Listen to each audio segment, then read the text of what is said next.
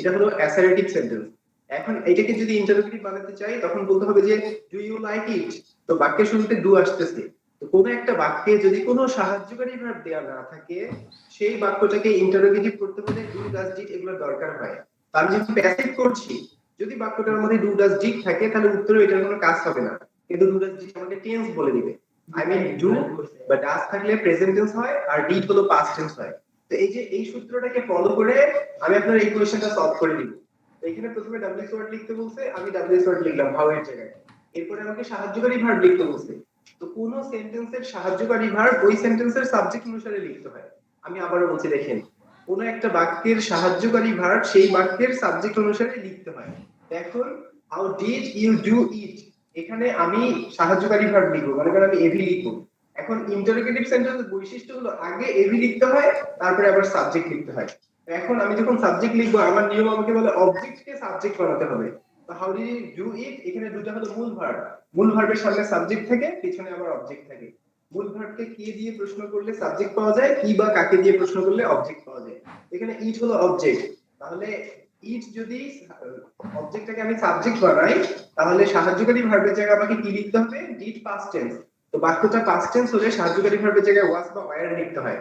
এই যে সাহায্যকারী ভার্বের জায়গায় ওয়াজ বা ওয়্যার লিখতে হয় এটা আপনি কোথা থেকে শিখবেন? আমি অ্যাসার্টিভ সেন্টেন্স শিখাতে গিয়ে আপনাকে চারটা কথা শিখিয়েছিলাম। একটা সেন্টেন্সের মধ্যে যদি কোনো সাহায্যকারী ভার্ব দেয়া না থাকে তাহলে প্রেজেন্ট টেন্সে এমভি স্যার লিখতে হয়, পাস্ট টেন্সে ওয়াজ লিখতে হয়। আর আমরা যখন প্যাসিভ করব প্রত্যেকটা প্যাসিভের একটা বেসিক কথা হলো আপনার বাক্যে সাহায্যকারী ভার্ব থাকতে হবে এবং মূল ভার্বের পাস্ট পার্টিসিপল করতে হবে। ওকে, তো আমি এখানে ইট যদি সাবজেক্ট হয় তাহলে সাহায্যকারী ভার্ব ওয়াজ হয়, আমি ওয়াজ দিব। তো ওয়াজ কেন দিচ্ছি, কারণ ডিড আছে, ডিড বলে দিচ্ছে এটা প্রেজেন্ট টেন্স পাস্ট টেন্স। তাহলে হাউ ওয়াজ ইট আমি যখন লিখছি এখন আমাকে এই যে নিয়ম ফলো করা লাগবে। ইট যখন আমি লিখলাম অবজেক্টকে সাবজেক্ট বানালাম, তারপরে আমাকে বলছে টিভি নাম্বার 3 লিখতে হবে, তারপরে প্রিন্সিপাল ভার্বের টিভি করতে হয়, টিভি মানে পাস্ট পার্টিসিপল। তো এখানে ডু হলো প্রিন্সিপাল ভার্ব, আমাকে ডান লিখতে হবে।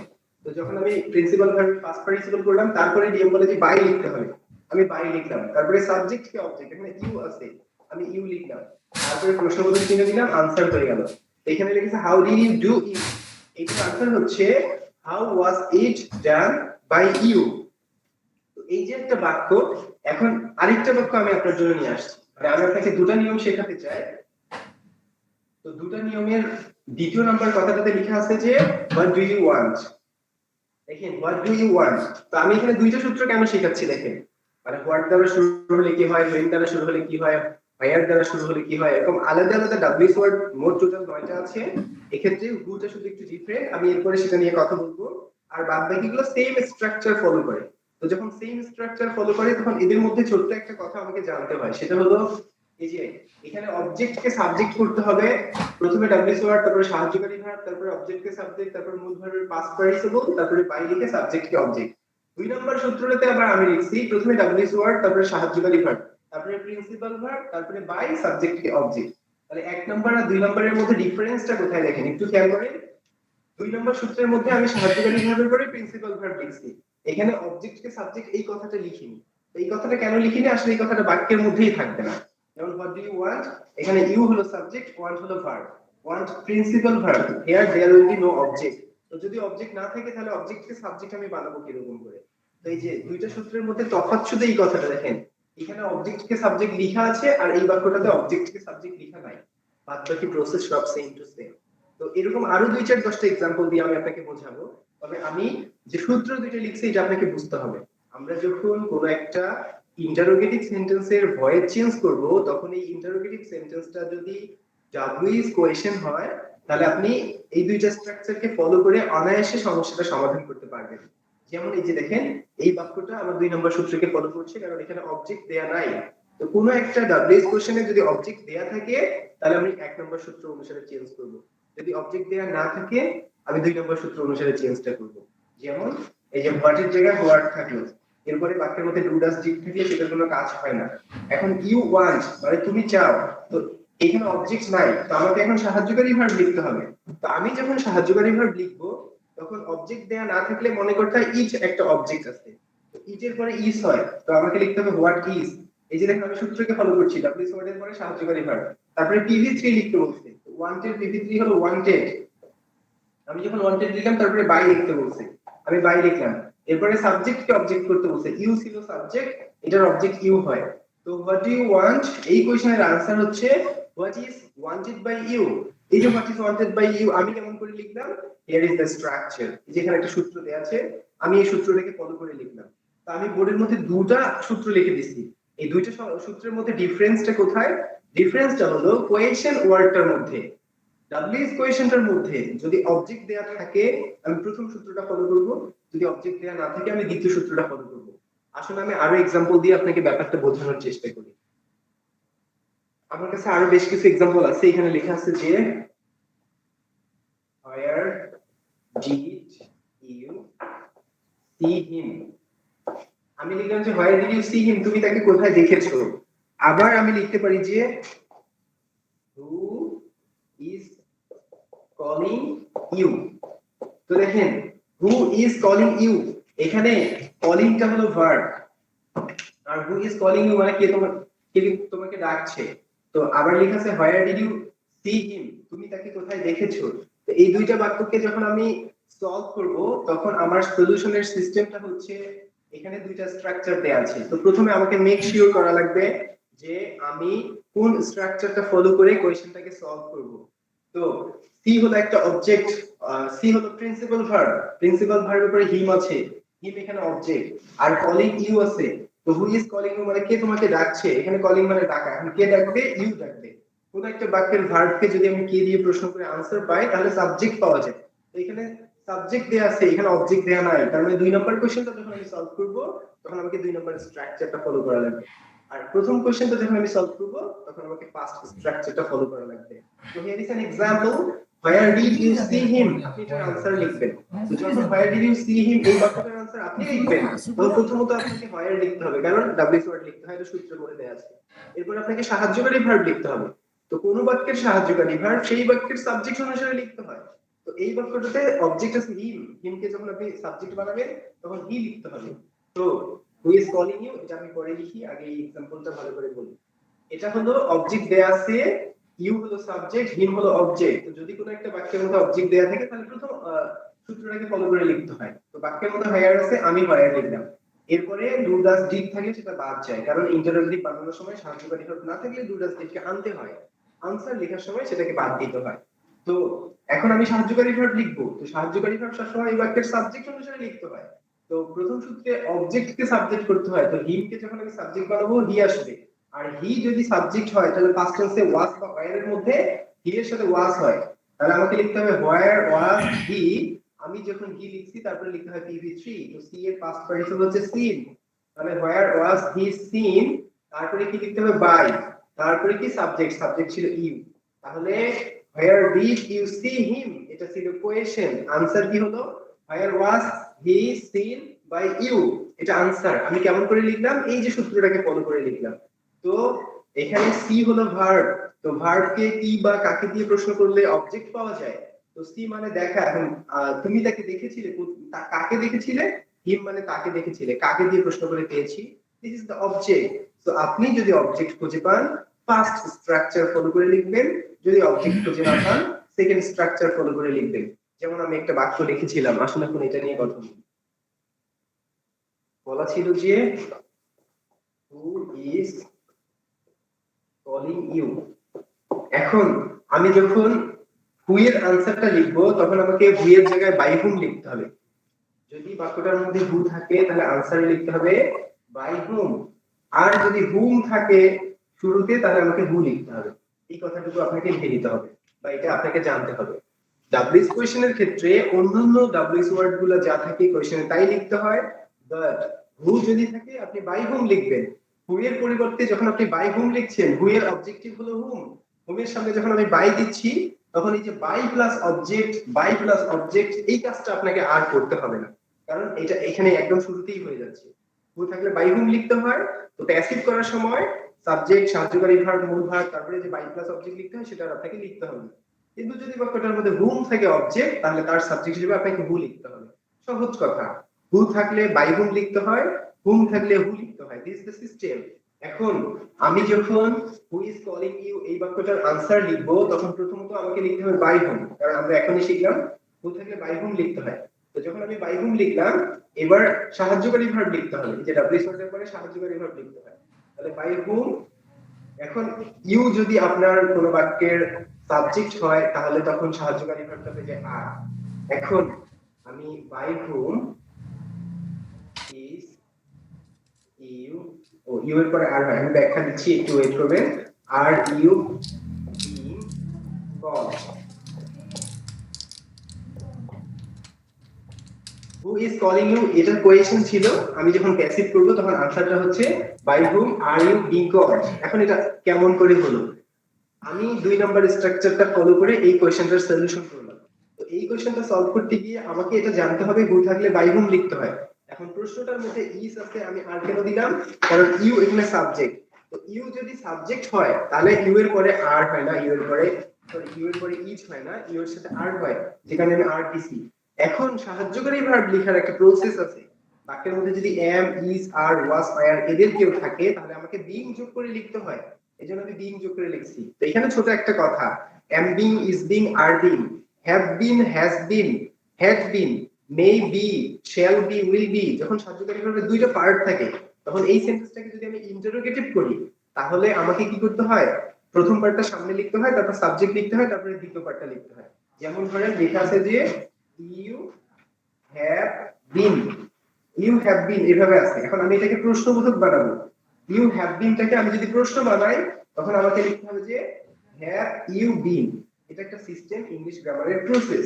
তো একটা বাক্যের মধ্যে কখনো যদি সাহায্যকারী ভাবে দুটো পার্ট থাকে, ইন্টারোগেটিভ করার সময় কি হয়? প্রথম পার্টটা সামনে বসে, তারপরে সাবজেক্ট বসে, তারপরে দ্বিতীয় পার্টটা বসে।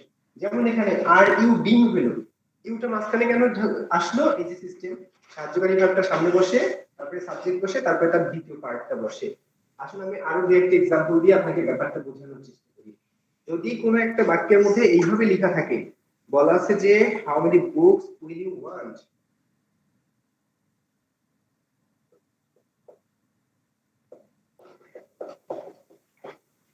ওয়ান্টের জায়গায় আমি বাই লিখলাম।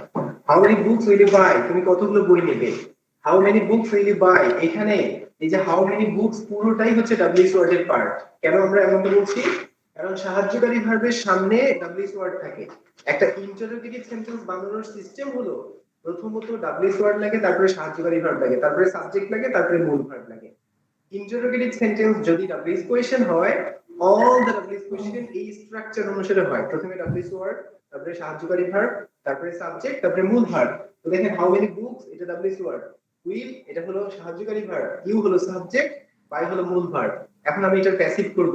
এই যে 2 নম্বর স্ট্রাকচারটা দেখেন, এখানে আপনার বাইয়ের পরে কোনো অবজেক্ট নাই যাকে আমি সাবজেক্টের জায়গায় নিয়ে আসবো।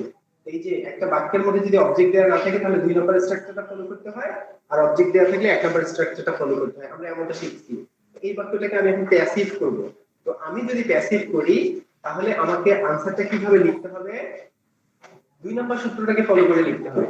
2 নম্বর সূত্র কি বলে? প্রথমে ডাব্লিউএস ওয়ার্ড লিখতে হবে। তো হাউ মেনি বুকস এ থাকবে, আমি লিখলাম হাউ মেনি বুকস। এরপরে কি করা লাগবে? সাহায্যকারী ভার্ব লিখতে হবে। তো উইল থাকলে উইল বি হয়, শ্যাল থাকলে শ্যাল বি হয়, ক্যান থাকলে ক্যান বি হয়।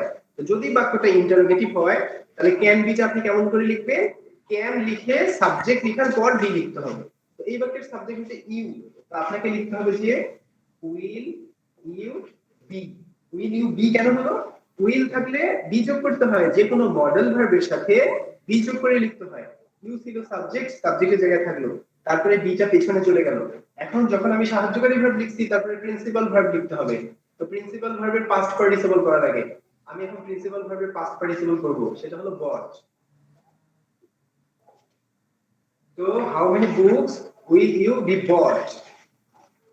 আমি একটা মিস্টেক করে ফেলছি, সেটা হচ্ছে যে এখানে ইউটা হলো আপনার সাবজেক্ট, ইউটা হলো সাবজেক্ট, এখানে কোনো অবজেক্ট নাই। তো ইউটা বাইয়ের পরে যাবে। আমি যদি 2 নাম্বার স্ট্রাকচারটা ফলো করি, আপনারা যারা আমাকে শুনছেন, আমি স্ট্রাকচার ফলো করে ইউটাকে সামনে নিয়ে আসছিলাম, কিন্তু স্ট্রাকচার আমাকে বলে ইউটাকে বাইরের পরে দিতে হবে। কারণ এটা যদি 2 নাম্বার স্ট্রাকচারকে ফলো করে তাহলে প্রথমে সাহায্যকারী ভার্ব, তারপরে প্রিন্সিপাল ভার্ব, তারপরে বাই, তারপরে সাবজেক্ট অবজেক্ট। আমি এখানে উইল ইউ বি লিখছিলাম।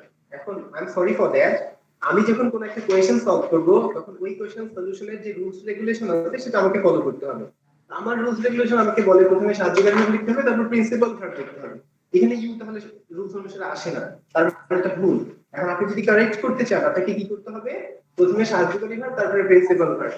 তো সাহায্যকারী ভার্ব ছিল উইল বি, আমি উইল বি লিখলাম, তারপরে আমাকে লিখতে হবে বট, আমি বট লিখলাম, তারপরে কি করতে হবে, বাই লিখতে হবে, আমি বাই লিখলাম।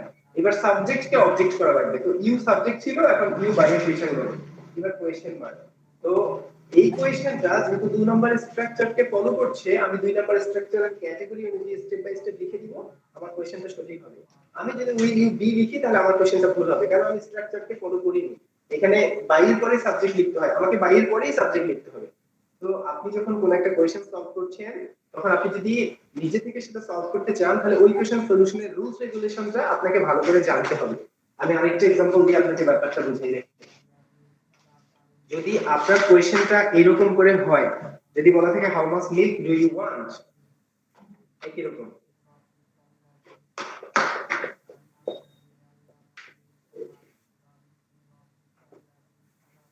কোয়েশ্চেন মার্ক হবে শেষে, how much milk do you want. তো এখানে ডু হলো সাহায্যকারী ভার্ব, তার সামনে পুরোটাই ডাব্লিউএস ওয়ার্ড। এখন ধরেন আমরা এটাকে সলভ করব, যে ওয়ান হলো মূল ভার্ব, মূল ভার্বের পরে আর কিছু নাই, তার মানে এখানে অবজেক্ট দেয়া নেই। তো যদি অবজেক্ট দেয়া না থাকে, আমি এই স্ট্রাকচারটা স্পষ্ট করতে চাই আপনার সামনে। তো আমি যখন একটা সেন্টেন্সের প্যাসিভ করব, তখন ওই সেন্টেন্সটার মধ্যে যদি অবজেক্ট দেয়া না থাকে, 2 নম্বর সূত্রটা ফলো করতে হয়। প্রথমে আমি ডাব্লিউএস ওয়ার্ড লিখবো, তারপর সাহায্যকারী ভার্ব লিখবো, তারপর প্রিন্সিপাল ভার্ব, তারপর বাই, তারপরে সাবজেক্টকে অবজেক্ট। তাহলে হাউ মাচ মিল্ক প্রথমত আমাকে এটা করতে হবে, হাউ মাচ মিল্ক আমি লিখলাম, এরপরে কি করতে হবে, সাহায্যকারী ভার্ব লিখতে হবে। তো ডু ইউ ওয়ান্ট, এখন এই বাক্যটার মধ্যে ইউ হচ্ছে অবজেক্টের পেছনে চলে যাবে, সাবজেক্টে অবজেক্ট। তো অবজেক্ট যদি সাবজেক্ট হয়, তাহলে এখানে আমার কি আসবে, এম ইজ এর মধ্যে আসবে। তাহলে হাউ মাচ মিল্ক এখানে আসবে ইজ। কেন ইজ আসলো, যখন অবজেক্ট থাকে না তখন মনে করতে হয় ইজ নামে কেউ একজন এখানে আসছে। সাধারণত একটা কথা আছে, কোন বাক্যের সাবজেক্ট না থাকলে মনে করতে হয় ইউ সাবজেক্ট, অবজেক্ট না থাকলে মনে করতে হয় ইজ অবজেক্ট, ইজ। ওকে, তাহলে হাউ মাচ মিল্ক ইজ, এখন ইজ যখন সাহায্যকারী ভার্ব দিলাম, এবার মূল ভার্বটি কি করতে হবে, ওয়ান্টেড লিখতে হবে, ওয়ান্টেড। তাহলে ইজ ওয়ান্টেড দিলাম, তারপরে লিখতে হয় বাই, আমি বাই দিলাম, তারপরে সাবজেক্ট কে অবজেক্ট, এখানে সাবজেক্ট ছিল ইউ, আমি ইউ দিলাম। আমি জানি না আপনাদের কাছে সহজ লাগছে না কঠিন লাগছে, ইন্টারোগেটিভ সেন্টেন্স একটু ডিফারেন্ট। আমরা সাধারণত almost all of the time assertive সেন্টেন্সটা শিখতে অভ্যস্ত, মাঝে মাঝে টিচার গুলো ইম্পারেটিভ শেখায়, তো ক্লাসে ইন্টারোগেটিভটা খুব কম আমরা শিখি।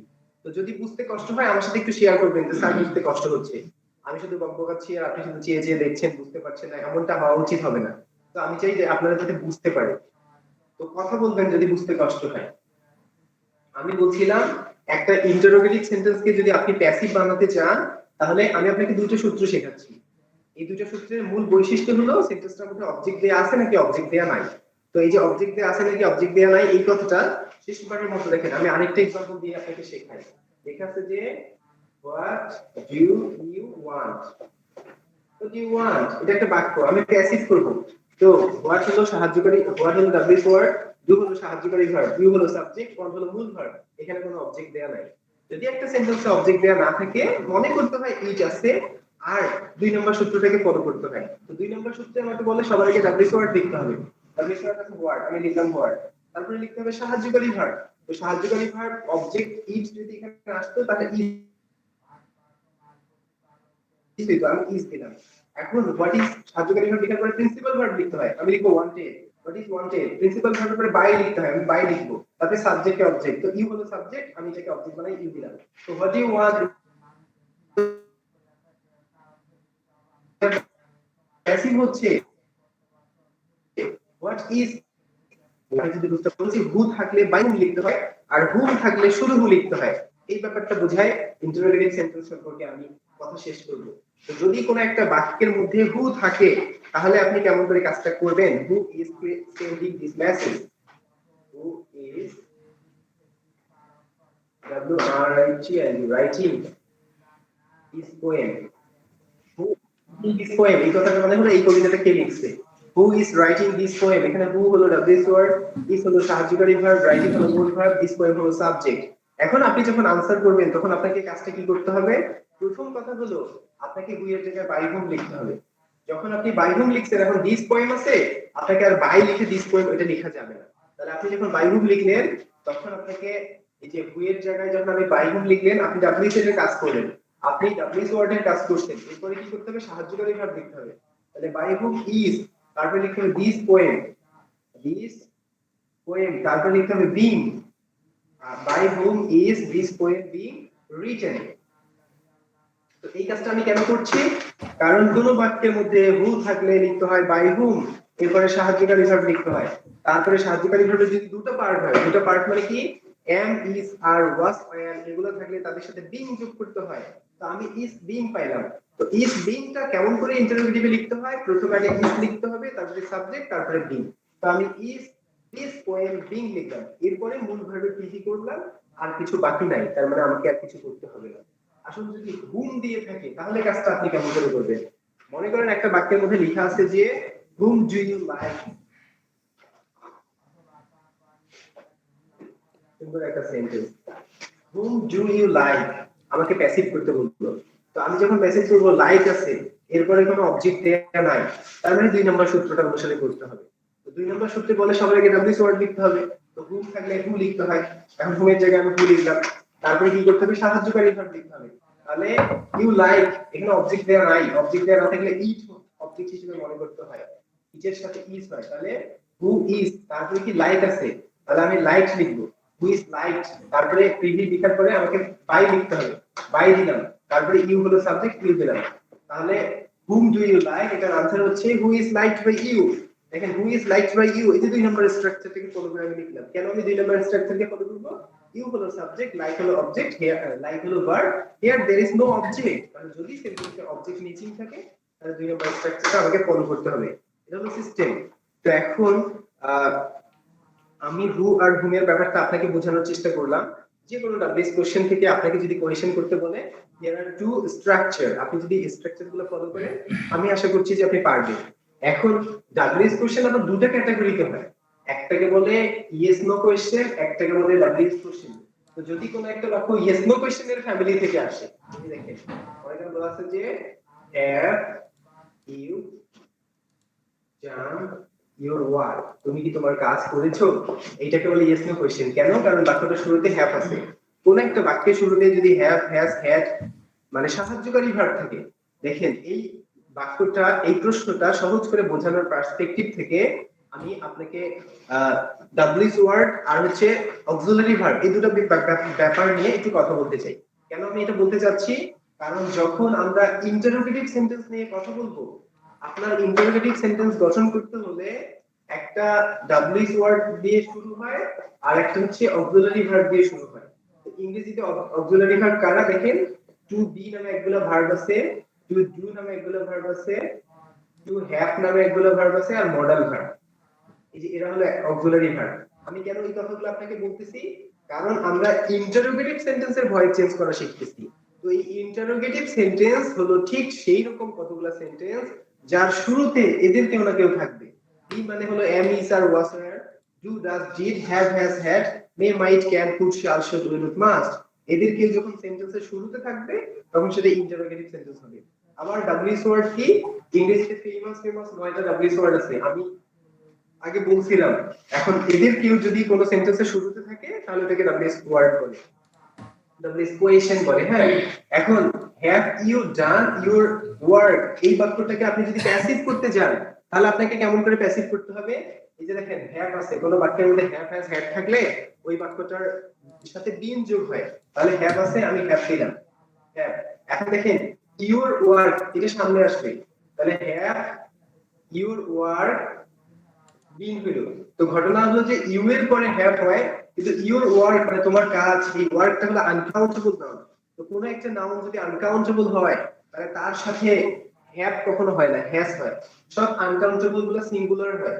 তাহলে এখানে এখন হবে হ্যাজ ইউর ওয়ার্ক বিন, তারপরে হবে ডান বাই ইউ। এই যে এটা আমি লিখলাম, এটা কেমন করে হলো, আপনাদের মধ্যে কেউ যদি এই বাক্যটা বুঝতে পারেন খুব ভালো, যদি কারো বুঝতে এতটুকু কষ্ট হয় তাহলে আমি তাকে বলবো কোন একটা ইন্টারোগেটিভ সেন্টেন্স যদি ইয়েস নো কোশ্চেন হয় তাহলে তার গঠনটা হয় প্রথমে AV plus subject plus PV. দেখেন এভি মানে সাহায্যকারী ভার্ব, সাবজেক্টের পরে পিভি মানে প্রিন্সিপাল ভার্ব, এইভাবে একটা ইন্টারোগেটিভ সেন্টেন্স গঠন হয়। কিন্তু আমি যদি সাবজেক্টটাকে সামনে দিয়ে সাহায্যকারী ভার্বটাকে পেছনে দেই তাহলে সেটা আবার অ্যাসার্টিভ সেন্টেন্স হয়। তো এই বাক্যটা যদি কারো বুঝতে কষ্ট হয় তাহলে আমি তাকে বলবো have you done your work.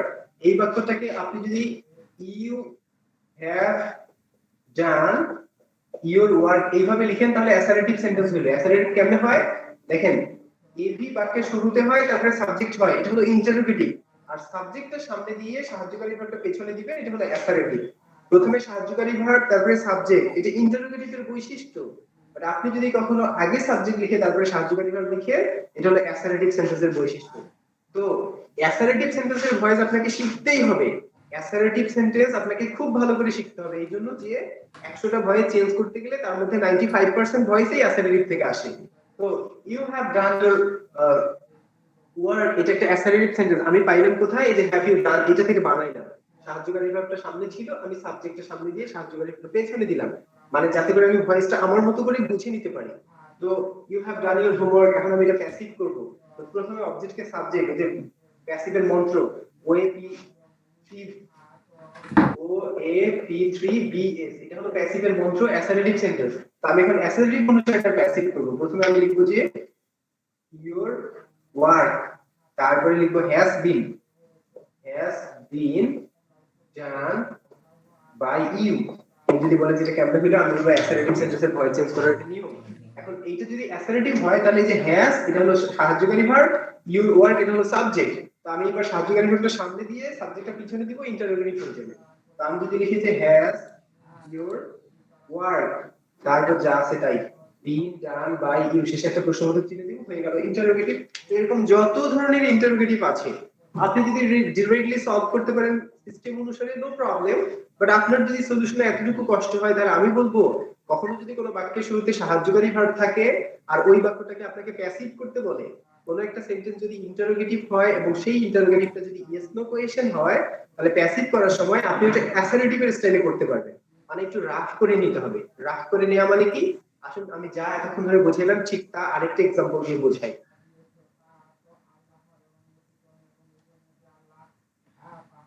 বলা আছে যে can you solve it, can you solve it, এটা একটা অ্যাক্টিভ বাক্য। আমি আপনাকে প্যাসিভ করতে বললাম, এখন এই ইন্টারোগেটিভ সাইন দেখে আপনি ভয় পেয়ে গেছেন, এগুলো তো আপনি শিখেননি অথবা এটা তো আপনার কাছে কঠিন মনে হয়। তাহলে আমি আপনাকে বলবো যে আপনাকে অ্যাসারেটিভ কিন্তু অনেক ভালো করে শিখতে হবে। তো কোন একটা বাক্য যার শুরুতে সাহায্যকারী ভার্ব আছে এবং শেষে প্রশ্নবোধক চিহ্ন আছে সেটাকে ইয়েস নো কোয়েশ্চেন বলে। তো ইয়েস নো কোয়েশ্চেন গঠনের সিস্টেম হলো আগে সাহায্যকারী ভার্ব হবে তারপরে সাবজেক্ট হবে। তো কোনো ধরনের আমি যদি সাবজেক্টটা আগে দেই আর সাহায্যকারীটা পরে দেই, এটা তখন অ্যাসারেটিভ হয়ে যাবে। যেমন দেখেন ক্যান ইউ সলভ ইট, এটার প্যাসিভ আনসার হচ্ছে can it be solved by you.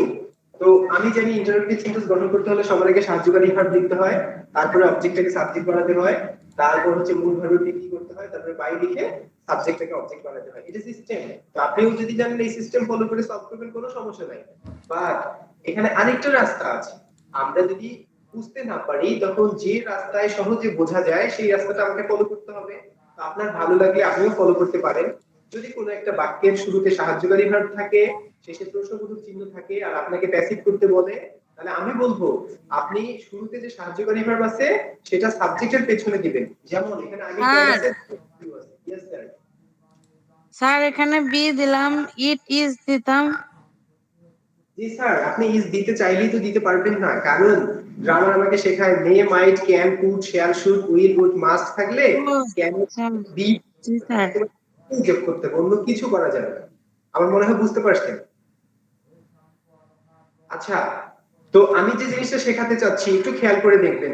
এখানে লিখেছে ক্যান ইউ সলভ ইট, তারপরে একটা কোয়েশ্চেন মার্ক।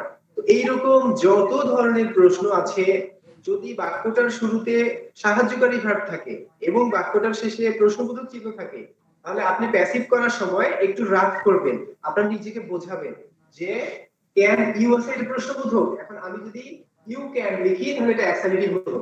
তো you can solve it assertive. এখন আমি প্যাসিভ করব, লিখব যে it can be solved by you. তো it can be solved by you, এটা হলো অ্যাসারেটিভ সেন্টেন্স। ঠিক এই সেন্টেন্সটার ক্যানটাকে যদি আমি সামনে দেই আর ইটটাকে যদি আমি পেছনে দেই, বাদ বাকি সব ঠিক রাখবো, হয়ে যাবে ইন্টারোগেটিভ। তো কখনো যদি একটা ইন্টারোগেটিভ সেন্টেন্স যার শুরুতে সাহায্যকারী ভার্ব আছে, শেষে প্রশ্নবোধক চিহ্ন আছে, আপনাকে প্যাসিভ করতে বলে, তো আপনি খুব সহজে অনায়াসে সেটাকে অ্যাসারেটিভ দিয়ে করতে পারেন। কেমন করে? ইন্টারোগেটিভ সেন্টেন্সের শুরুতে এভি মানে সাহায্যকারী ভার্ব থাকে, তারপরে সাবজেক্ট থাকে। অ্যাসারেটিভের শুরুতে আগে সাবজেক্ট থাকে, তারপর সাহায্যকারী ভার্বটা যায়।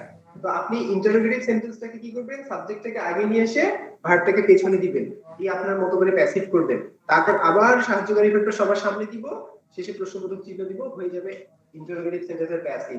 যেমন দেখেন, can it be solved by you, আমি এটা রাত করে করলাম। তো can it be solved by you এটাই তো আনসার ছিল। তো আপনি যদি ডিরেক্টলি নিয়মটা বুঝেন যে সবার আগে সাহায্যকারী ভার্ব লিখতে হবে, তারপরে সাবজেক্ট লিখতে হবে, তারপরে মূল ভার্ব লিখতে হবে, তারপরে বাই লিখে সাবজেক্টকে অবজেক্ট করতে হবে, নো প্রবলেম, আপনি এভাবে করতে পারেন। বাট যদি আপনার এতটুকু কষ্ট হয় বুঝতে, তাহলে আমি আপনাকে বলবো এরকম করে রাত করবেন। সব ইজ নো কোশ্চেনে এইভাবে করা যাবে। যদি সেন্টেন্সটা একেবারে শুরুতে সাহায্যকারী ভার্ব থেকে, বাক্য শেষে প্রশ্নবোধক চিহ্ন থাকে, তাহলে আমি কি করব?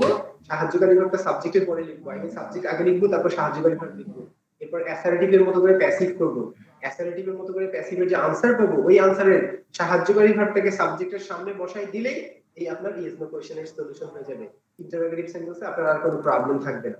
তো ইন্টারোগেটিভ সেন্টেন্স রিলেটেড যদি কোনো অ্যাক্টিভ ভয়েসকে প্যাসিভ করতে বলে, এই সিস্টেমটা ফলো করলেই আপনারা পারবেন।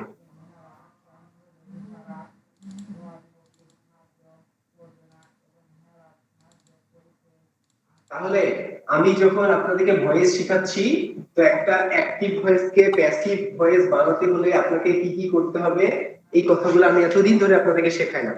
একটা ভয়েসকে প্যাসিভ বানাতে হলে আপনাকে যা যা শিখতে হবে, তার সবচেয়ে দরকারি কথাগুলো আমি আপনাদেরকে শিখিয়েছিলাম, এবং আমি আপনাদেরকে বলেছি যে একটা অ্যাক্টিভ ভয়েসকে প্যাসিভ করতে হলে অ্যাসারেটিভ সেন্টেন্সের পরিবর্তন, ইন্টারোগেটিভের পরিবর্তন আর ইম্পারেটিভের পরিবর্তনগুলো শিখতে হয়। এক্ষেত্রে বাক্যের মধ্যে অবজেক্টটাকে সাবজেক্ট বানানোর ক্ষেত্রে কতগুলো কথাবার্তা ছিল, কি বা কাকে দিয়ে প্রশ্ন করে, এরপরে কতগুলো এক্সটেনশন থাকে। আমরা জানি অ্যাক্টিভ থেকে প্যাসিভ করার সময় সাবজেক্টটাকে যখন অবজেক্ট করি তখন বাই লিখতে হয়, এমন কতগুলো বাক্য আছে যেখানে বাই লিখতে হয় না। তো এরকম বেশ কিছু বিষয় আমাদের আলোচনার মধ্যে ছিল। বাট আমরা কখনো কখনো দেখি যে কোনো একটা প্যাসিভ বাক্যকে অ্যাক্টিভ করতে বলে, আবার লিখে থেকে চেঞ্জ দা ভয়েস। তো যদি এমনটা হয় যে বাক্যটা আছে প্যাসিভ, আপনাকে বানাতে বলছে অ্যাক্টিভ, তখন আপনি কেমন করে কাজ করবেন, এই ব্যাপারটাও একটু আপনার শেখা উচিত। তো রাইট নাও আমি আপনাকে এই সম্পর্কে কিছু কথা বলতে চাই, যে কেমন করে আপনি একটা প্যাসিভ বাক্যকে অ্যাক্টিভ বানাবেন।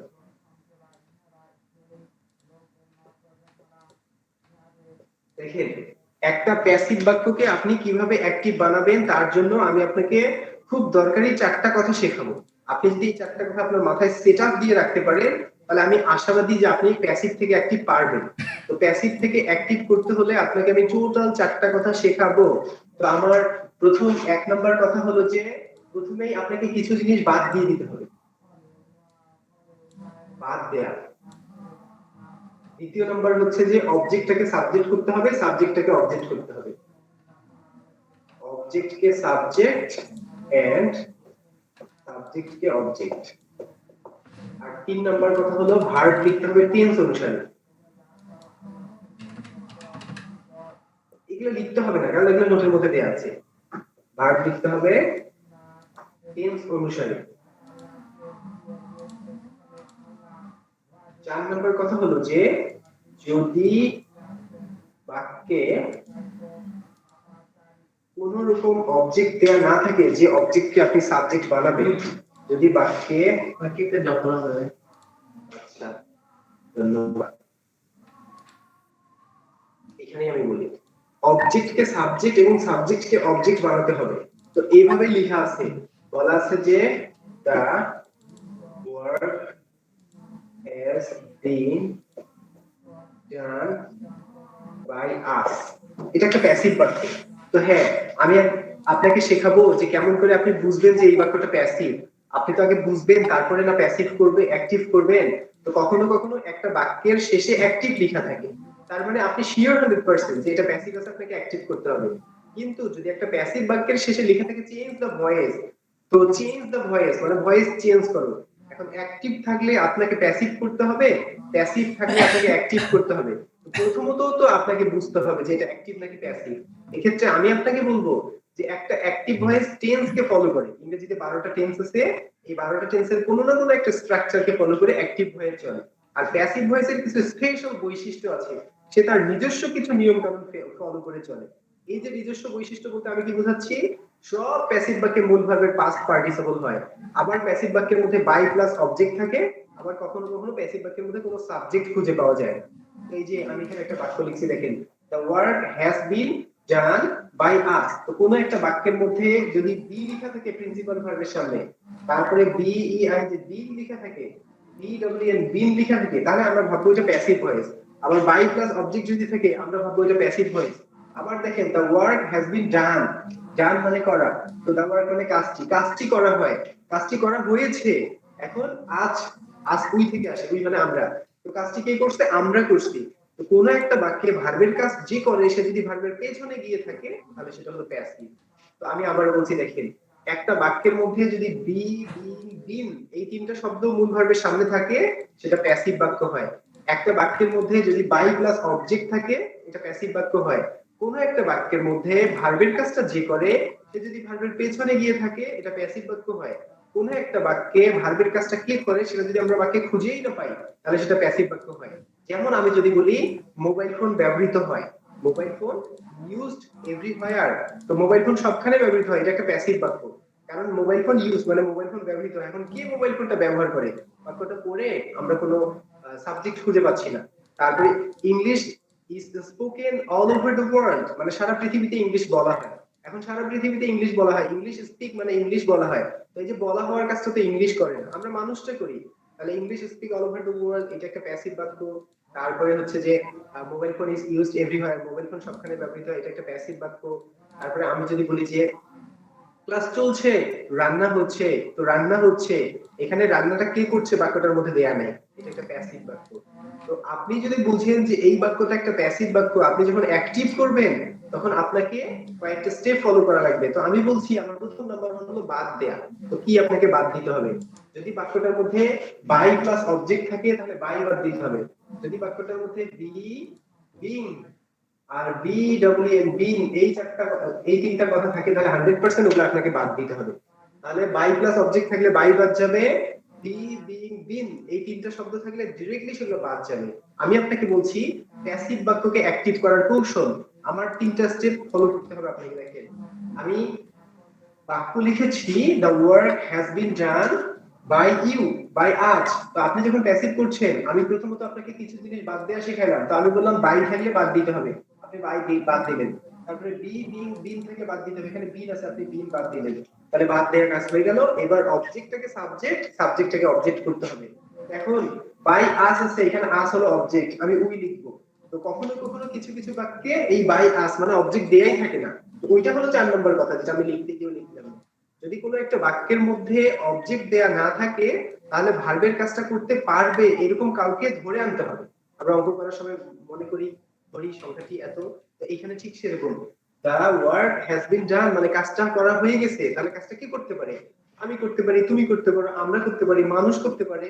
তো এখানে আমরা লিখছি উই আজ থাকার কারণে, এরপরে কি করতে হবে, অবজেক্টকে সাবজেক্ট, সাবজেক্টকে অবজেক্ট করতে হবে। আমি যখন আজ থেকে সামনে নিয়ে আসছি এবার দা ওয়ার্কটা শেষে যাবে, তো দা ওয়ার্ককে আমরা শেষে লিখবো। 3 নম্বর স্টেপ বলে ভার্ব লিখতে হবে টেন্স অনুসারে। তো দেখেন এখানে হ্যাজ বিন ডান এটা হচ্ছে প্যাসিভ ভয়েসের স্পেশাল নিয়ম। এখন আমি যখন টেন্স অনুসারে লিখবো উই এর পরে আবার হ্যাজ হয় না, উই এর পরে হ্যাভ হয়, আমি হ্যাভ দিব।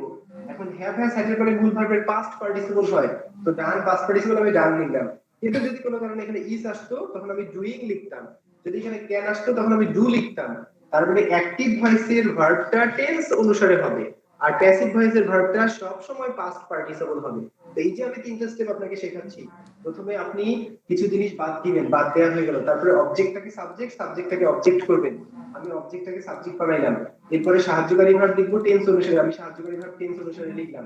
দা ওয়ার্ক আমি পেছনে লিখবো কেন, কারণ আমি 2 নম্বর স্টেপেই সেটা বলে দিয়েছি যে আজ যখন উই হলো তখন দা ওয়ার্কটা বাক্যের শেষে বসবে কেন, কারণ অবজেক্টকে সাবজেক্ট বানাতে হয়, সাবজেক্টটাকে অবজেক্ট বানাতে হয়। তো যখন আমি তিনটা স্টেপ ফলো করলাম আমার বাক্যটা না হয়ে গেল, মানে প্যাসিভ থেকে অ্যাক্টিভ করা হয়ে গেল। আসলে আমি এই সেম কথাটা আরেকটা एग्जांपल দিয়ে বুঝাই। স্যার উই এর সাথে হ্যাজ হবে? ও আমি কি হ্যাজ লিখছিলাম, আচ্ছা I am really very sorry, we এর সাথে তো হ্যাজ হওয়ার কথা না, হি এর সাথে হ্যাজ হয়, উই এর সাথে হ্যাভ হয়। আহা, আমি আমি সরি আমি দুঃখিত, আমি জানি যে ওদের সাথে হ্যাস হয় না, হ্যাফ হয়।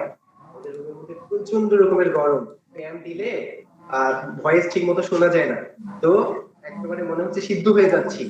তো এটা আমার আমাকে সমস্যা নেই, আমরা বুঝতে পেরেছি। আচ্ছা, ধন্যবাদ।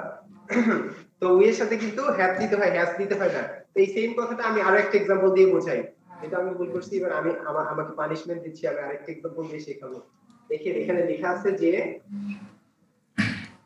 the antidote for COVID-19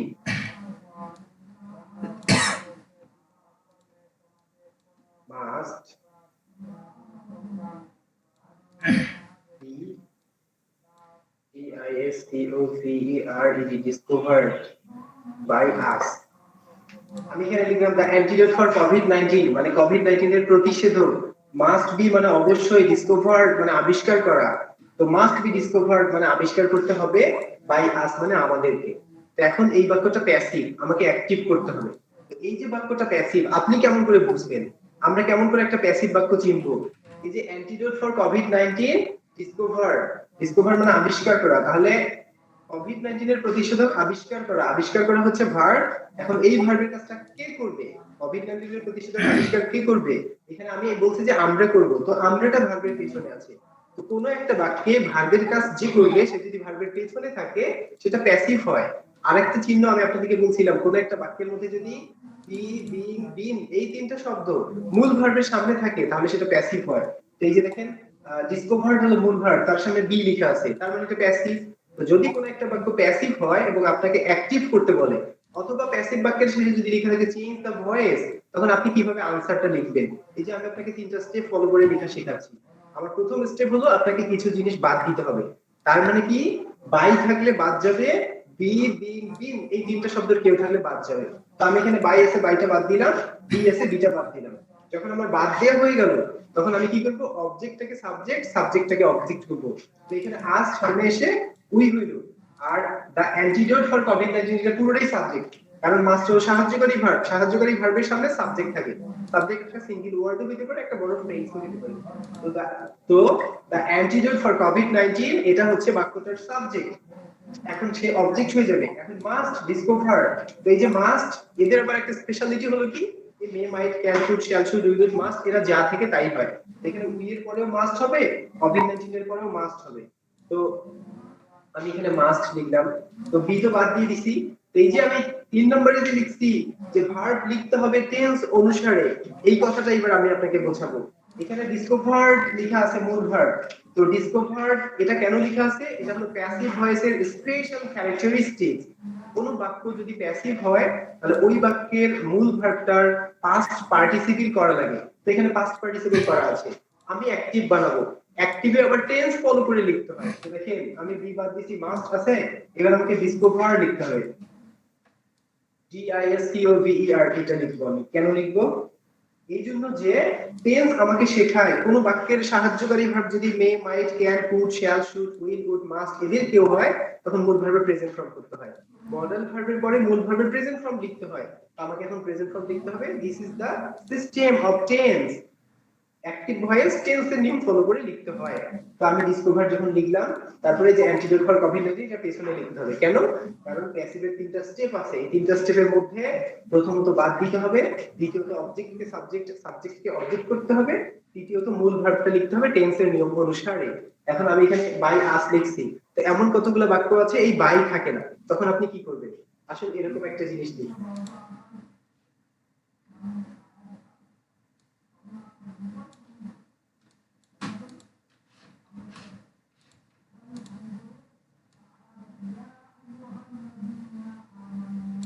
আমার কলমটা হারিয়েছে। এখন দেখেন আমি এই লস্ট মানে হারানো, তো আমি যদি বলি কে হারাইছে? আমার কলমটা হারাইছে। এখন কে কলমটা হারাইলো? দেখেন কলমটা নিজে নিজে হারাইতে পারে না, আমি কলমটা এখানে রাখছি, এসে দেখতেছি আমি খুঁজে পাচ্ছি না, তো কলমটার তো পা নাই যে যাবে। তার মানে কি, আমার পরিচিত কেউ একজন হয়তো এই কলমটা নিয়ে গেছে। তো আমি যখন বলতেছি যে my pen has been lost, তখন আমি আপনাকে বোঝাতে চাচ্ছি এটা একটা প্যাসিভ বাক্য। আপনি এটাকে অ্যাক্টিভ কিভাবে করবেন আসলে আপনাকে শেখাই। কিন্তু প্রথম কথা হলো আপনাকে তো মেক শিওর করতে হবে যে এটা কেন প্যাসিভ হলো। তো কোন একটা বাক্য যদি প্যাসিভ বাক্য হয়, আপনি যদি বুঝতে চান, তাহলে আমি আপনাকে একটা কৌশল শিখাইলাম যে বাক্যটার মধ্যে বিন, দেখেন বি, বিং, বিন, এই তিনটা শব্দ যদি মূল ভার্বের সামনে থাকে তাহলে সেটা প্যাসিভ হয়। আর কি, আর বাক্যে ভার্বের কাজটা যে করবে তাকে বাক্যের মধ্যে কোথাও খুঁজে পাওয়া যাবে না, অথবা ভার্বের পেছনে খুঁজে পাওয়া যাবে। এটা হলো প্যাসিভ। দেখেন অ্যাক্টিভ মানে সক্রিয়। তো সক্রিয় বলতে আমি আমার মতো করে আপনাকে বোঝাতে চাই যে সাবজেক্ট সক্রিয়। বাক্যে ভার্বের কাজটা সাবজেক্ট নিজে থেকে করবে এবং ভার্বের সামনে এসে সক্রিয় থাকবে, এটা অ্যাক্টিভ। আর বাক্যে ভার্বের কাজটা সাবজেক্ট নিজে থেকে করবে না, কাউকে দিয়ে করে নিবে, ভার্বের পেছনে চলে যাবে সে, সেটা হলো প্যাসিভ। প্যাসিভ বাক্যের আরেকটা বৈশিষ্ট্য হলো বাক্যে ভার্বের কাজটা যে করবে তাকে বাক্যে খুঁজেই পাওয়া যাবে না, কারণ সে নিষ্ক্রিয়, অলস, কাজ করতে চায় না, অন্য কারো দ্বারাই করায় না, তাকে খুঁজে পাওয়া যায় না। যেমন এখানে my pen has been lost মানে আমার কলমটা হারিয়েছে। এখন আমার কলমটা কে হারিয়েছে এখানে আমি বলিনি, অথবা এই বাক্যে বলে দেয়া নাই। আপনাকে বোঝানোর জন্য আমি বললাম যে কলমটা রাখছিলাম, এসে দেখতেছি নাই। তো কে নিয়ে গেল, কলমটা তো নিজে নিজে কোথাও যাইতে পারবে না, কিন্তু সৃষ্টিকর্তা ওই অ্যাবিলিটিটা দেয়নি, তো কেউ না কেউ নিয়ে গেছে। এখন কে নিয়ে গেছে সেটা দেয়া নাই, তার মানে এটা প্যাসিভ। বাক্যে ভার্বের কাজটা কে করছে সেটা যদি দেয়া না থাকে, এটা হলো প্যাসিভ। তো যদি হয় প্যাসিভ, আপনি করবেন অ্যাক্টিভ। কেমনে করবে? প্রথম কাজ হলো কিছু জিনিস বাদ দিতে হবে। তো দিন থাকলে বাদ যায়, আমি বাদ দিলাম, বাই তো নাই, তার মানে এটা বাদ দেওয়ার সুযোগ নেই। তো যখন আমি বাদ দিছি, এবার আমার সিস্টেম আপনাকে বলে 2 নম্বরে অবজেক্ট কে সাবজেক্ট, সাবজেক্ট কে অবজেক্ট করতে হবে। তো এখানে সাবজেক্ট মাই পেন দেয়া আছে, কিন্তু লস্ট হলো মূল ভার্ব, এরপরে কোনো অবজেক্ট নাই। এখন অবজেক্ট কে সাবজেক্ট বানাবো, অবজেক্ট দেয়াই নেই। এখন যখন বাক্যে দেয়া থাকে না, তখন কাউকে ধরে আনতে হয়। আপনি কিভাবে এই ধরেটা আনবেন? আমি বললাম আমার কলমটা হারাইছে, এখন এই হারানোর কাজটা কে করতে পারে? আমার কলম আমি হারাইতে পারি, আমার কলম আমার ভাই হারাইতে পারে, আমার বাবা হারাইতে পারে, আমার বন্ধু হারাইতে পারে। এখন কে হারাইছে, যেহেতু বাক্যটার মধ্যে ক্লিয়ার কাট বলা হয়, আমি একটা ধরে নিব, সেটাই ঠিক হবে। আমি যদি বলি আমার বন্ধু আমার কলমটা হারাইছে, বাক্যটা ঠিক আছে। আমি যদি বলি আমি হারাইছি, বাক্যটা ঠিক আছে। আমি যদি বলি আমার বাবা হারাইছে, তাও ঠিক আছে। তার মানে কি দেখেন, আপনাকে বুঝতে হবে। একটু আগে আমি একটা বাক্য লিখছিলাম যে কোভিড-19 এর প্রতিষেধক আবিষ্কার করতে হবে, এখানে বাই আস ছিল। এখন মনে করেন বাই আস দেয়া নাই, তো কে কোভিড-19 এর প্রতিষেধক আবিষ্কার করবে? পৃথিবীর বড় বড় বিজ্ঞানীরা আবিষ্কার করবে। আমি বলবো দা সায়েন্টিস্ট এই কোভিড-19 এর প্রতিষেধক আবিষ্কার করবে। সায়েন্টিস্ট আবিষ্কার করতে পারে, তাহলে সায়েন্টিস্ট যদি লিখতে পারবেন। আমি যদি বলি আমরা মানুষরা আবিষ্কার করব, আমরা সায়েন্টিস্টরা তো মানুষ, তাহলে উই লেখা যেতে পারে, পিপল লেখা যেতে পারে। ডক্টর যদি বলি ডক্টর আবিষ্কার করবে, তাও চলবে। আমি যদি বলি যে পৃথিবীর বুদ্ধিজীবীরা আবিষ্কার করবে, তাও চলবে। যখন বাক্যটার মধ্যে ফিক্সড করে দেয়া থাকে না, তখন বাক্যের ভার্বের কাজটা করতে পারে এরকম কেউ একজন থেকে ধরে আনতে হবে। যেমন আমি বললাম যে আমার কলমটা হারাইছে, এখন কে কলমটা হারাইতে পারে? যুক্তিসঙ্গত কথা লিখতে হবে। আমি হারাইতে পারি, আমার বন্ধু হারাইতে পারে, আমার মা হারাইতে পারে, আমার ভাই হারাইতে পারে, আমার বাবা হারাইতে পারে। এখন আপনার ইচ্ছা হলো যে কিছু একটা লিখতে হয়, তা আপনি যদি বলেন যে জো বাইডেন আমার কলমটা হারাইছে, এখন জো বাইডেন কোথায় আর আমি কোথায়, আমার কলম কেন সে হারালো, এটা তো মানে একটু মানানসই হচ্ছে না। তো যাতে মানানসই হয়, মানে কি ভার্বের কাজটা যুক্তিসঙ্গত ভাবে করতে পারে এরকম কাউকে এনে ধরে বসাইতে হয়, ধরে এনে বসাইতে হয়। ওকে, তো my pen has been lost, এটা একটা প্যাসিভ বাক্য। স্যার, জি স্যার। কে বা কাকে দিয়ে প্রশ্ন করলে আমরা সেটা ভাববো প্যাসিভ। জি স্যার, আপনি ঠিক বলছেন। তো আমি আগে এই কোয়েশ্চেনটার আনসার বলে নেই, তারপরে আপনি আপনার কোয়েশ্চেনটা বলবেন। My pen has been lost, এটা একটা প্যাসিভ বাক্য, আমি অ্যাক্টিভ বানাবো। তো আমার প্রথম কাজ হচ্ছে বাদ দেয়া, আমি দিলাম। এবার অবজেক্ট কে সাবজেক্ট বানাবো, এখানে অবজেক্ট দেয়া নাই, আমি আই কে ধরে নিয়ে আসলাম। আমার কলম হারিয়েছে, আমরা আমি হারাইছি, তো আই দিলাম, অবজেক্ট কে সাবজেক্ট বানাইলাম। এবার মাই পেন, এটা কিন্তু পেছনে যাবে, মাই পেন। তারপরে কি করতে হবে? ভার্ব লিখতে হবে টেন্স অনুসারে। তো এখানে হ্যাজ আছে, এইবার দেখেন আমি একটু আপনাকে ভালো করে বোঝাতে পারবো। মাই পেন মানে আমার কলম, এরপরে হ্যাজ আছে, কিন্তু আই এর পরে আবার হ্যাজ হয় না, আই এর পরে হ্যাভ হয়। হ্যাভ আর হ্যাজ এর মধ্যে হ্যাজ হয়, সাবজেক্ট যদি থার্ড পারসন সিঙ্গুলার নাম্বার হয় তাহলে হ্যাজ হয়। তো আই থার্ড পারসন না, আই হলো ফার্স্ট পারসন, ইউ হলো সেকেন্ড পারসন, তো ফার্স্ট পারসন সেকেন্ড পারসন এদের সাথে হ্যাভ হয়। থার্ড পারসন হলে হ্যাজ হয়। তো আই এর পরে আমি হ্যাভ দিব, আই হ্যাভ। এখন যখন আমি হ্যাভ দিলাম, এরপরে লস্ট আছে, তো অ্যাক্টিভ ভয়েস টেন্স অনুসারে লিখতে হয়। তো লস্ট হলো ভার্বের পাস্ট পার্টিসিপল, প্যাসিভে সবসময় এটা হয়। আমি জানি হ্যাভ হ্যাজ হ্যাড সাহায্যকারী ভার্ব হলে তারপরে মূল ভার্বের পাস্ট পার্টিসিপল হয়, তাহলে আমার লসটাই এখানে লিখতে হবে। তো I have lost my pen, এটা ছিল অ্যাক্টিভ, আর এটার প্যাসিভ হলো my pen has been lost. তো এইরকম যদি কোনো একটা বাক্য থাকে যেটা প্যাসিভে দেয়া আছে, আপনাকে অ্যাক্টিভ করতে বলছে, তখন আপনি অ্যাক্টিভ কিভাবে করবেন? এই যে আমার তিনটা স্টেপ ফলো করে আপনি করবেন। আপনি যদি স্টেপটা অ্যাপ্লাই করেন, তাহলে আমি বলবো যে আপনি পারবেন। তো আপনি যে পারবেন, এখন আমি আমার ক্লাসের শেষে আপনাকে কতগুলো কোয়েশ্চেন দেখাই দিব। দেখেন, ভয়েস এমন একটা কোয়েশ্চেন যেটা অনেক অনেক অনেক ইম্পর্টেন্ট। ভয়েসের কতগুলা কথা আছে যে আমাদেরকে জানতে হয়। এই জন্য যে এই ভয়েস কোয়েশ্চেনটা ক্লাস 6 এর সিলেবাসেও থাকে। তো 6 7 8 এর বাচ্চাগুলো যদি পারে তাহলে আমাদের তো পারা উচিত। সম্মান বাঁচানোর জন্য হলেও পারা উচিত। আর সব চাকরির পরীক্ষাগুলোতে ভয়েস থেকে কোয়েশ্চেন আসতে দেখা যায়। তো আপনাকে ভালো করে পারতে হবে। তো আমি আজকে সহ 4টা ক্লাস নিলাম এই ভয়েসের উপরে। এখন এই 4টা ক্লাসকে ফোকাস করে আপনার 4টা ক্লাসে দেয়া তথ্যগুলো যদি আপনি আপনার মাথায় সেটআপ দিতে পারেন, ভয়েসের কোন একটা কোয়েশ্চেন কে সলভ করতে হলে ভয়েসের সাথে রিলেটেড যে রুলস রেগুলেশন গুলো একজন মানুষের জানা উচিত সেগুলো আমি আপনার সামনে তুলে ধরছি। তো আপনি যদি শেখেন তাহলে দেখা যাবে যে আপনি ভয়েসের কোয়েশ্চেন সলভ করতে পারবেন। আর সত্যি যে আপনি পারবেন, এখন 10 থেকে 15 মিনিট সময় নিয়ে আমি আপনাকে এরকম কতগুলো কোয়েশ্চেন দেখাই দিতে চাই। তার মানে 40তম বিসিএস পরীক্ষা একটা ভয়েস আসছিল, 39তম আসছিল, 38তম, মানে প্রত্যেকটা বিসিএস পরীক্ষা একটা না একটা ভয়েস আসেই। আমরা যখন নিবন্ধন পরীক্ষা দিতে যাই, প্রাইমারি পরীক্ষা দিতে যাই, অথবা অন্য যে কোনো চাকরির পরীক্ষা দিতে যাই, তখন ভয়েসকে আসতে দেখা যায়। তো এইরকম পরীক্ষায় আসছিল 40তম বিসিএস, 39তম, 38তম, আবার হচ্ছে 15তম শিক্ষক নিবন্ধন পরীক্ষায়, 16তম, 17তম, 14তম, এইরকম ভয়েস আসছিল। তার কয়েকটা কোয়েশ্চেন আমি নিয়ে আসছি, এখন আমি ওগুলো সলভ করে দিব। তো সলভ করার সময় আমি এই নিয়মের কথাগুলো আপনাকে আবার স্মরণ করাই দেব যে এই প্রশ্নটাকে সলভ করতে হলে এই নিয়মটা আপনাকে জানতে হবে। এই যে আমরা ইন্টারোগেটিভের সূত্র শিখলাম, আমরা যে ইম্পারেটিভ শিখেছিলাম, আমরা যে অ্যাসারেটিভ শিখেছিলাম, আসুন আর 10 থেকে 15 মিনিট আমরা কয়েকটা প্রশ্ন সমাধান করে দেখি যে আমার এই নিয়মগুলো কাজে লাগতেছে কিনা। আর পরীক্ষায় এই ভয়েস থেকে প্রশ্নগুলো কিভাবে আসে, আসুন দেখি। আমি একটু হেল্প করা লাগবে। Where is my remote? তোমার দরকার হলে একটু কষ্ট করে ধরবা যাতে আমার ডিসপ্লেটা সুন্দর করে দেখা যায়। বসাবো না, এটা যেভাবে তোমার সুবিধা তুমি দেখো। ডিসপ্লেটা স্পষ্ট করে দেখা দিতে হবে, আমার দেখা যাক যাক নাই নাই কোনো সমস্যা নেই।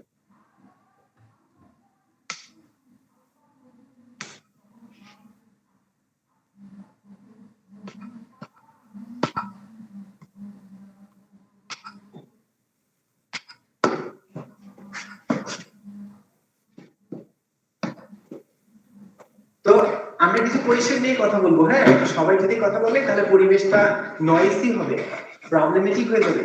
তো কেউ একজন যদি আনসার দেয় তাহলে অন্যদেরকে আনসার দেওয়ার কোনো দরকার নেই। আর আপনারা যদি না পারেন তাহলে আমি বলে দিব, জাস্ট শুধু শুনবে। আমি ডিসপ্লেতে একটা কোয়েশ্চেন দেখাচ্ছি।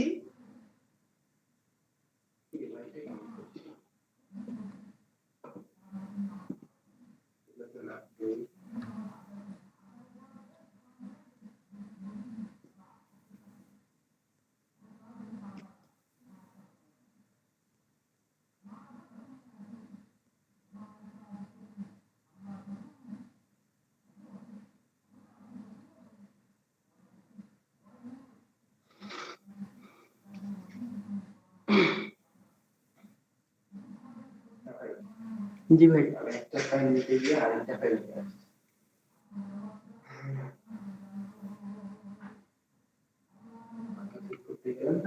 জি, করে নিয়ে আসছি। This is not the file. What is the time? 10:15 plus 17। বিপ্লব ভাই, সম্ভব হলে মোবাইলটা আর একটু সামনে নেন। জি ভাই, তা আমরা যে মানে একটু সমস্যা আছে ভাই। আচ্ছা, তাহলে ওখানেই নেন। সিরাজ ভাই কই? সিরাজ ভাই সিরাজ ভাই আসতেছে একটু পর। ভাই বোর্ডে ধরা নিয়ে না, মানে আমরা যেটা করব ওটা এখন একটু মিস্টেক। আনফরচুনেটলি ভাই ওটা নিয়ে আসেনি এখন। ভাই, আমাদের ক্লাস মানে এখানে শেষ করা দরকার আজকে। আমি যে পিডিএফটা তৈরি করছি সেটা না নিয়ে আমি অন্য একটা ফাইল নিয়ে আসছি। তো আমার স্টুডেন্টগুলোকে আজকে আমি সময় দিব, ওরা সবাই ভয়েসের সব রুলস রেগুলেশন গুলো শিখবে। আর ভয়েস বিভিন্ন রকম কম্পিটিটিভ এক্সামে আসছিল, এবং রিয়েল কতগুলো কোয়েশ্চেন, 15টা কোয়েশ্চেন আমি আপনাদের জন্য নিয়ে আসবো। এই যে আমি বললাম বিসিএস পরীক্ষা আসছিল এরকম কয়েকটা থাকবে, নিবন্ধন পরীক্ষা আসছিল এরকম কয়েকটা থাকবে, তারপর হচ্ছে যে প্রাইমারি টিচার নিয়োগ পরীক্ষা আসছিল এরকম 2-4টা কোয়েশ্চেন থাকবে। সব মিলে আমি 15টা কোয়েশ্চেন নিয়ে আসবো। আর ওই কোয়েশ্চেনগুলো আমরা এই রুলস গুলো দিয়ে সলভ করব। তো আপনি যদি রুলস রেগুলেশন গুলো একটু পড়াশোনা করেন, প্রিপারেশন নেন, তাহলে আপনি সলভ করতে পারবেন। তো আপনি আপনার নিজেকে প্রুফ করে দেখবেন যে আপনি পারছেন কিনা। তো পারতে হলে তো আপনাকে জানতে হবে। তো আমি একটা নোট দিছি এবং আজকে আমি ইন্টারোগেটিভ সম্পর্কে কতগুলো জিনিস শিখিয়েছি। এখন আপনাকে শিখতে হবে। আমি অত্যন্ত দুঃখিত এবং লজ্জিত। আমি পিডিএফটা নিয়ে আসছিলাম, তো আমরা ক্লাসের শুরুতে আমি দেখতেছি আমার দুইটা বানান ভুল হয়েছে। পরে আমি আবার পিসিতে গিয়ে ওটা ঠিক করতে গেছি, তো ঠিক করে আমার পেন ড্রাইভে নেওয়ার সময় আমি ভুল করে অন্য একটা ফাইল নিয়ে ফেলছি। I am sorry for that. In the next class এটা আমরা অবশ্যই করবো। তো আপনাদের জন্য আমি 15টা কোয়েশ্চেন নিয়ে আসবো, আর ওই কোয়েশ্চেনগুলো রিয়েল এক্সাম কোয়েশ্চেন হবে, এগুলো আমরা সবাই মিলে সলভ করবো। আর এর পরের দিনে আমরা অন্য একটা বিষয় নিয়ে কথা বলবো। তো আমাদের আলোচনার বিষয়টা কি থাকবে গ্রুপে অবশ্যই ভাইরা আপনাদেরকে জানিয়ে দিবে। আর আজকের মতো এই পর্যন্তই। আমরা সরি যে ফিনিশিংটা অনেক ভালো করে হইলো না, যদিও ভালো করে হতে পারতো। তো মন খারাপ করবেন না, নেক্সট ক্লাসে হবে ইনশাআল্লাহ। সবাই ভালো থাকবেন। আসসালামু আলাইকুম। স্যার আপনিও ভালো থাকবেন। হ্যাঁ, যদি কোনো কোয়েশ্চেন করতে চান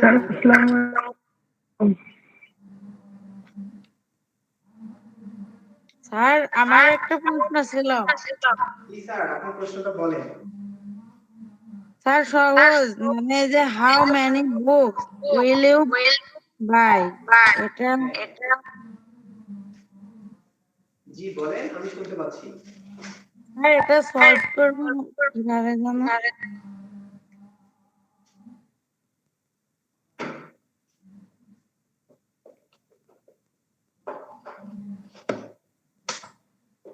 এটার সলিউশনটা আপনি বুঝতে পারেননি? স্যার মানে আমি একটু